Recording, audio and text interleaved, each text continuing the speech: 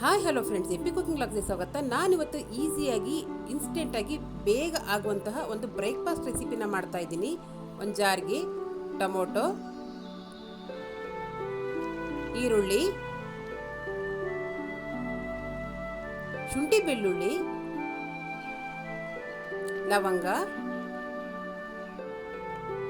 ಚಕ್ಕೆ, ಒಂದು ಸ್ಪೂನ್ ಜೀರಿಗೆನ ಹಾಕೋತಾ ಇದ್ದೀನಿ. ನೀವು ಬೇಕಿದ್ರೆ ಸೋಂಪು ಕಾಳನ್ನು ಕೂಡ ಹಾಕೋಬಹುದು. ಇದನ್ನ ನನಗೆ ಎಷ್ಟು ಇರಬೇಕೋ ಅಷ್ಟು ಹಾಕೊಂಡು ನುಣ್ಣು ರುಬ್ಕೊಂಬರ್ತೀನಿ. ಒಲೆ ಮೇಲೆ ಒಂದು ಕುಕ್ಕರ್ನ ಇಟ್ಟಿದ್ದೀನಿ. ಇದಕ್ಕೆ ಸ್ವಲ್ಪ ಎಣ್ಣೆನ ಬಿಸಿ ಮಾಡೋಕ್ಕೆ ಇಟ್ಕೋತೀನಿ. ಇದಕ್ಕೆ ಲವಂಗ, ಪಲಾವ್ ಎಲೆ, ಚಕ್ಕೆ ಇಷ್ಟನ್ನು ಮಾತ್ರ ಹಾಕಿ ಬಿಸಿ ಮಾಡ್ಕೋತಾ ಇದ್ದೀನಿ. ಇದು ಈಸಿಯಾಗಿ ಇನ್ಸ್ಟೆಂಟಾಗಿ ಆಗುವಂತಹ ರೆಸಿಪಿ. ಯಾವುದೇ ರೀತಿ ಜಾಸ್ತಿ ಮಸಾಲೆ ಹಾಗೆ ಮಸಾಲ ಪದಾರ್ಥನ ಹಾಕೊಳ್ಳೋ ಆಗಿಲ್ಲ. ಇಷ್ಟನ್ನೇ ಹಾಕ್ಕೊಂಡ್ರೆ ಬೇಗನೆ ದಿಢೀರಂತ ರೆಡಿ ಆಗಿಬಿಡುತ್ತೆ. ಇದಕ್ಕೆ ಚಿಕ್ಕದಾಗಿ ಕಟ್ ಮಾಡಿರೋಂಥ ಈರುಳ್ಳಿನೂ ಕೂಡ ಹಾಕೋತಾ ಇದ್ದೀನಿ. ಇದನ್ನ ಸ್ವಲ್ಪ ಹಸಿ ವಾಸನೆ ಹೋಗೋವರೆಗೂ ಹುರ್ಕೋಬೇಕು. ನಾನು ರುಬ್ಬಕ್ಕೊಂದು ಮತ್ತು ಒಗ್ಗರಣೆಗೆ ಒಂದು ಈರುಳ್ಳಿನ ಹಾಕೋತಾ ಇದ್ದೀನಿ. ಇದಕ್ಕೆ ಪುದೀನ ಸೊಪ್ಪು ಮತ್ತು ಕೊತ್ತಂಬರಿ ಸೊಪ್ಪನ್ನು ಕೂಡ ಹಾಕೋತಾ ಇದ್ದೀನಿ. ಇದಕ್ಕೆ ರುಬ್ಬಿರೋ ಅಂಥ ಮಸಾಲನ ಮಿಕ್ಸ್ ಮಾಡ್ಕೋತಾ ಇದ್ದೀನಿ. ಇದನ್ನು ಯಾವ ರೀತಿ ಮಿಕ್ಸ್ ಮಾಡ್ಕೋಬೇಕಪ್ಪ ಅಂದರೆ ಕಂಪ್ಲೀಟಾಗಿ ನೀರಿನ ಅಂಶ ಎಲ್ಲ ಹೋಗಬೇಕು. ಆ ರೀತಿ ಇದನ್ನು ಮಿಕ್ಸ್ ಮಾಡ್ಕೋಬೇಕು. ಇದು ತುಂಬ ರುಚಿಕರವಾಗಿರುತ್ತೆ. ನಾವೇನಾದ್ರು ಎದ್ದೇಳಬೇಕಾದ್ರೆ ಲೇಟ್ ಆದರೆ, ಎಲ್ಲರೂ ಡ್ಯೂಟಿಗೆ ಹೋಗ್ಬೇಕಾದ್ರೆ, ಹೋಗ್ಬೇಕಾದ್ರೆ ಈ ರೀತಿ ಒಂದು ರೆಸಿಪಿನ ಮಾಡಿ ನೋಡಿ. ಬೇಗನೆ ಆಗೋಗುತ್ತೆ ಮತ್ತು ರುಚಿಕರವಾಗುತ್ತೆ, ಟೈಮ್ ಕೂಡ ಸೇವ್ ಆಗುತ್ತೆ.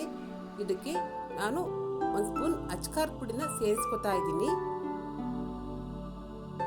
ಮತ್ತು ಒಂದು ಸ್ಪೂನ್ ಧನಿಯಾ ಪೌಡರ್ ಕೂಡ ಸೇರಿಸ್ಕೊತಾ ಇದ್ದೀನಿ. ಇದನ್ನ ಈ ರೀತಿ ಮಿಕ್ಸ್ ಮಾಡ್ಕೋತೀನಿ. ಇದಕ್ಕೆ ಯಾವುದೇ ರೀತಿ ಜಾಸ್ತಿ ಇಂಗ್ರೀಡಿಯೆಂಟ್ಸ್ ಬೇಕಾಗಲ್ಲ.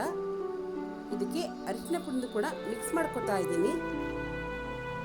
ಈ ರೀತಿ ಕಂಪ್ಲೀಟಾಗಿ ನೀರೆಲ್ಲ ಹೋಗಿದೆ. ಆವಾಗ ನಾನು ಒಂದು ಟೊಮೊಟೊನ ಹಾಕೋತಾ ಇದ್ದೀನಿ. ಒಗ್ಗರಣೆಗೆ ಒಂದು ಹಾಕಿದ್ದೀನಿ, ಹಾಗೆ ರುಬ್ಬಕ್ಕೆ ಕೂಡ ಒಂದು ಹಾಕಿದೆ. ಇದಕ್ಕೆ ನಾನು 1 ಲೋಟ ಅಕ್ಕಿ ತಗೊಂಡಿದ್ದೀನಿ. 2 ಲೋಟ ನೀರನ್ನ ಹಾಕೋತಾ ಇದ್ದೀನಿ.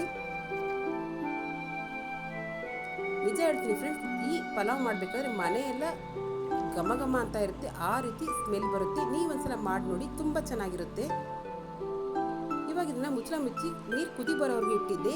ಇದಕ್ಕೆ ನೆಂದಿರೋಂತಹ ಅಕ್ಕಿನ ಹಾಕ್ತಾ ಇದ್ದೀನಿ. ಈ ರೀತಿ ಒಂದ್ಸಲ ಮಿಕ್ಸ್ ಮಾಡ್ಕೋತೀನಿ. ರುಚಿಗೆ ತಕ್ಕಷ್ಟು ಉಪ್ಪನ್ನು ಕೂಡ ಹಾಕೋತೀನಿ. ಈ ರೀತಿ ಒಂದ್ಸಲ ಟೇಸ್ಟ್ ನೀವು ಕೂಡ ನೋಡ್ಕೊಂಬಿಡಿ. ಈ ರೀತಿ ಒಂದ್ಸಲ ಮಿಕ್ಸ್ ಮಾಡ್ಕೋತೀನಿ. ಇವಾಗ ಇದಕ್ಕೆ 1-2 ಹಸಿಮೆಣಸಿಕಾಯಿನ ರೀತಿ ಕಟ್ ಮಾಡಿ ಹಾಕೋತಾ ಇದ್ದೀನಿ.